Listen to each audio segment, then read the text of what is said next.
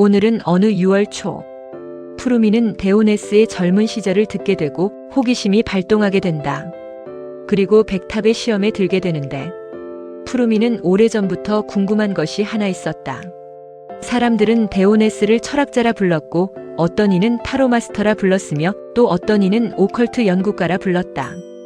그런데 가끔 술자리에서 이상한 이야기가 흘러나오곤 했다. 젊은 시절의 데오네스님은 무림에서도 이름이 있었지. 통합백단이었다더군. 호랑이가 길을 비켜갔다는 소문도 있었어. 푸르미는 처음에는 웃어넘겼다. 그런데 같은 이야기를 10명 넘게 하는 것을 듣고는 점점 궁금해졌다. 어느 날 그는 용기를 내어 물었다. 스승님, 왜 그러느냐? 젊은 시절에 무술 고수였다는 말이 사실입니까? 데오네스는 차를 한 모금 마셨다. 사실이다. 푸르미는 깜짝 놀랐다. 정말입니까? 거짓말할 이유가 없지.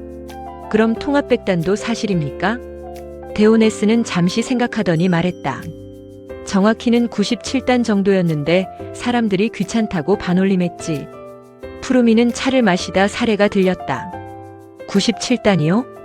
태극권, 형이권, 팔괘장, 영춘권, 당랑권, 검술, 창술, 기공, 선도술, 호흡술, 낙법, 산행술, 달리기, 명상까지 전부 따로 계산하면 그쯤 되더라. 그건 거의 인간이 아니라 DLC 아닙니까? 데오네스는 무슨 말인지 모른다는 표정을 지었다. 중요한 것은 단수가 아니다. 그럼 무엇입니까? 그때 나는 무술의 도를 몰랐다. 푸르미는 순간 말문이 막혔다. 97단이 무술의 도를 모른다면 자신은 아직 입구도 못 찾은 셈이었다. 97단인데도 몰랐습니까? 그래.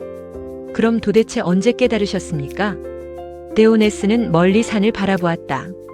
수천 번 얻어맞은 뒤에 푸르미는 순간 자신의 미래가 불길하게 느껴졌다. 며칠 후 데오네스는 푸르미를 깊은 산속으로 데려갔다. 거기에는 이상한 탑 하나가 있었다. 높이 108층. 겉모습은 고풍스러운 석탑인데 가까이 가보니 군데군데 초고 성능. 태양광 패널과 양자 컴퓨터 냉각 장치가 붙어 있었다.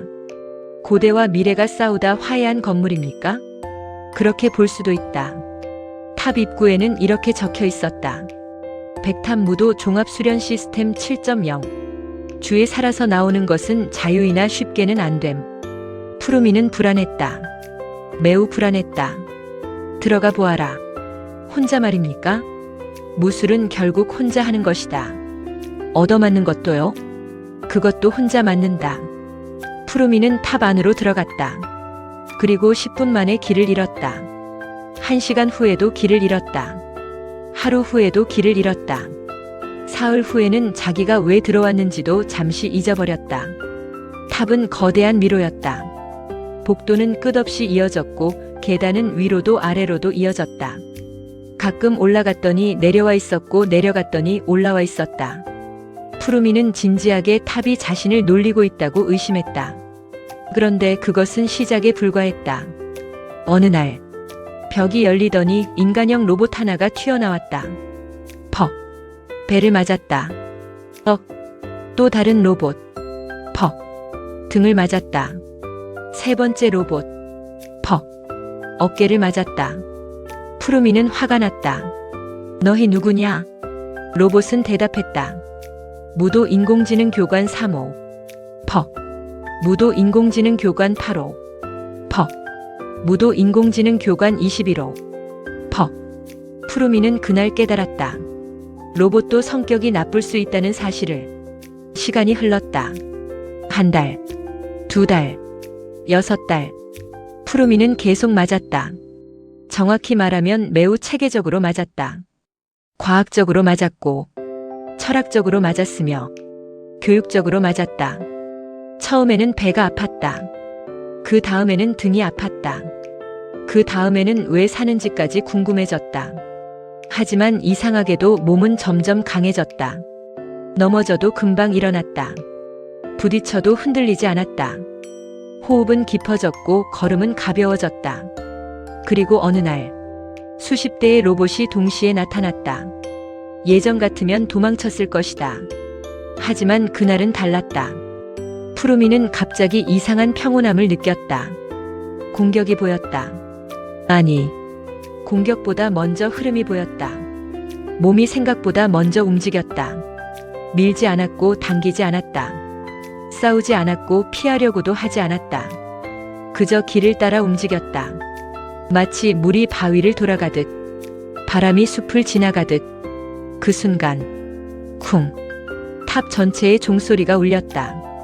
108번, 정확히 108번. 그리고 데오네스가 나타났다. 무엇을 깨달았느냐? 푸르미는 한참 생각하다 말했다. 무술은 상대를 이기는 기술이 아닙니다. 또 맞지 않는 기술도 아닙니다. 또 길을 찾는 기술입니다. 데오네스는 처음으로 크게 웃었다. 그래.